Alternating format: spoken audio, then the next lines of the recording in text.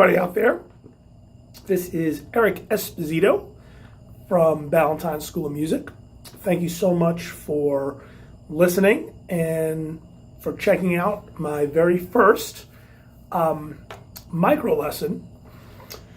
And what I just played was a chord melody arrangement, kind of a simplified chord melody arrangement of a tune that pretty much everybody knows, Somewhere Over the Rainbow.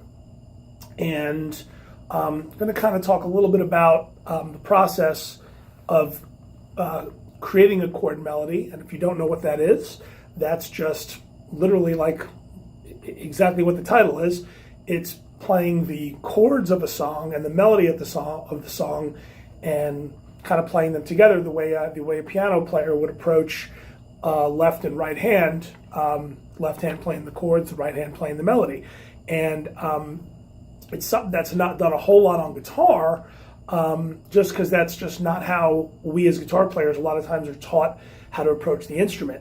But it's a great technique, and if you're interested in playing kind of solo stuff by yourself and you're not a singer, or you don't want to sing, or you just kind of want to add the melody into what you're playing, it's a great technique, and it's a great way to approach playing guitar. And the truth of the matter is, it's really not all that hard when you start kind of getting into, how the technique works. And there's a couple of kind of basic rules that I'll go through really, really quickly. And if you have any, questions, feel free to absolutely, leave messages on this thread, and or you can private message me, and I'll be happy to answer any and all questions regarding this video or any other guitar-related questions that you might have. So as far as the chord melody stuff goes, what we're going to do is we start out with a really simple melody, and this song has a very beautiful but simple melody. And if you think about the melody, and that's kind of where my head is always going to start with, is the melody. We'll take that first kind of passage, which the melody kind of sounds like this. I'll just play the single notes here.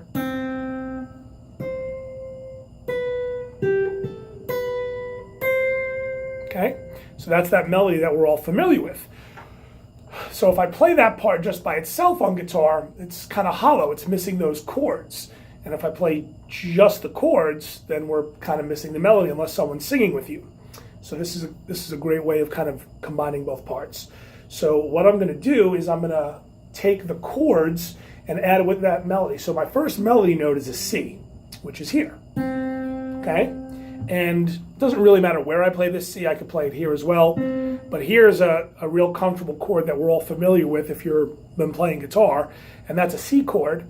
And the important thing here with the chord melody to make it really, pop out and sound is the melody note really needs to be the highest note in the chord. So if most people are familiar with the C chord out there, a lot of times people will play a C chord like this, getting the high E string as the soprano note, the high note in the chord. We're not going to do that. We're actually going to play the C chord up to the B string, so that melody note will pop out, okay? Because that's that sum, okay? From somewhere over the rainbow, that's the sum word, okay? And the melody note is C. So if I get the E note in the chord, it's not going to pop out. So I'm going to grab that C, and my next note is another C, but it's an octave higher. So if you think about those first two notes, somewhere, where it's a whole octave above. It's a C to a higher C, but that second C is in a different chord. It's in an A minor chord. So what I'm going to do is I'm going to play the first sum and then the where, which is going to be my higher C, which is going to be right here. So I'm going to create an A minor chord. And if you're familiar with bar chords, most people are used to playing an A minor chord this way. Well, we can also kind of play one this way. So I'm just playing a real simple version of A minor on the bottom four strings with my third finger on the fifth fret of the D string, is the seventh fret of the D string, excuse me, and then I'm barring the bottom three strings of the fifth fret. So here's my chord, A minor, but I want my melody note in there, which is a C. So there it is. So that's the voicing I'm using, and I'm not using a pick here. using my fingers because I want to be able to pluck those strings so that they're all happening kind of together. So I don't use it when I play chord melody stuff. I never use a pick. So again, you can't really see my right hand in this video, but you'll just have to trust me, I'm not using a pick. So again, I'm going to grab the C for the sum, and then the where part is going to be here, my A minor chord with the C as the melody. I'll play that again. Sum, where. Okay. Over the rainbow. Okay? So every word there, over the rain, is all played on the same chord, okay? Which is an E minor 7 chord, which is great because most of those notes are actually in that chord to begin with. So I'm going to grab this E minor 7 voicing, and again, if you've been playing guitar for a little while, you know this voicing of E minor 7. It's here. Okay, my melody note happens to be B, the first melody note, which is going to be the highest note on this chord here. So I'm going to grab that chord, and then my second finger is on my next melody note, which is a G. Okay, so I'm going to play that E minor 7, and then my next melody note is actually an A. Okay, my pinky can grab that A right here because it's on the 10th fret of the B string. So, and then my next melody note is back to B. Over the rain. Okay, so if you think about that, over the rain, all happening on E minor 7, B melody note, G melody note, A melody note. And all the time when I'm playing these single notes, I'm having the chord ring out below so that we don't get this. That's not what we want. We want the chord to ring out below the melody note so that we're hearing the chord and the melody note at the same time. So you're getting this sound. Real pretty. Okay, so I'm going to play that whole passage starting with the first chord, C, sum, where, over the rain. Okay, and now the last syllable of that word, which is bow, is back to a C. Okay, but the chord is not E minor 7 at this point. The chord now is changed to a 1 dominant, which is going to be a C7 chord. Okay, so I'm going to voice a C7 chord where I have this right here as my melody note. Okay, it's an easy enough voicing. So if you think about, guitar players that learn this kind of, first version F chord. Okay, it's kind of like a, what I would call a baby bar. If you're playing the F chord this way, a lot of people will just kind of reduce it to the first 4 strings.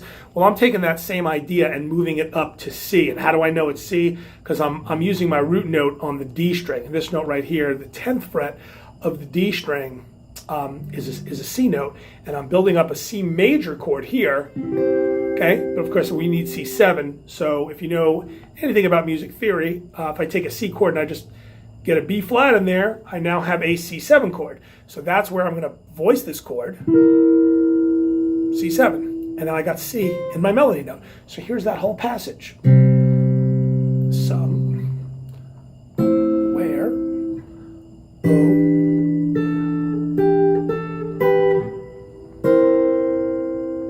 okay, somewhere over the rainbow.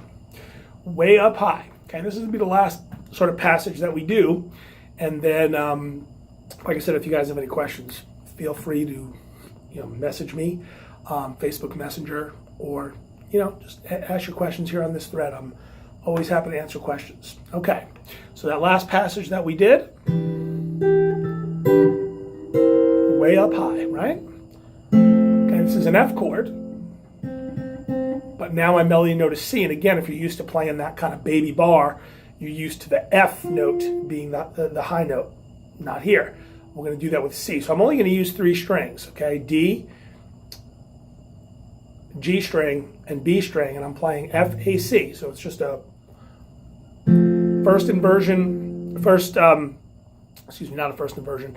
It's just an F chord, F, A, C, and making sure that I have F as my melody note, okay? So coming back from that last passage so you can really hear it, is that C7, F with the C as the high melody note, Okay, and now I have essentially the same chord with a different melody note. So it's an F chord, but A is going to be my melody note.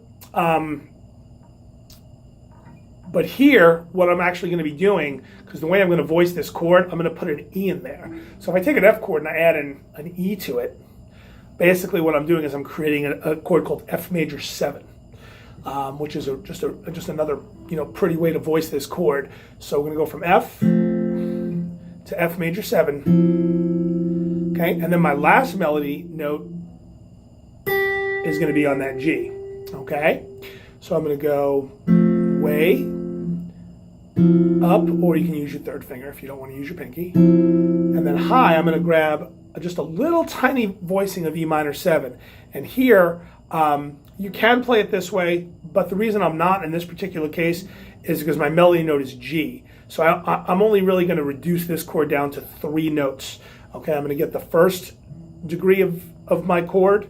I'm going to get the 7, which is D, because I'm doing E minor 7, and then the third, which is going to be G, and then the third is my melody note. So I'm just going on an E note, which is going to be 7th fret A string. I'm going to get a D, which is going to be on the 7th fret of the G string. So I'm skipping the D string. I'm not playing anything on the D. And then my third finger is going to grab that melody note. Okay, so that last passage, way up high. Okay, so here's that whole thing again, starting with the C chord.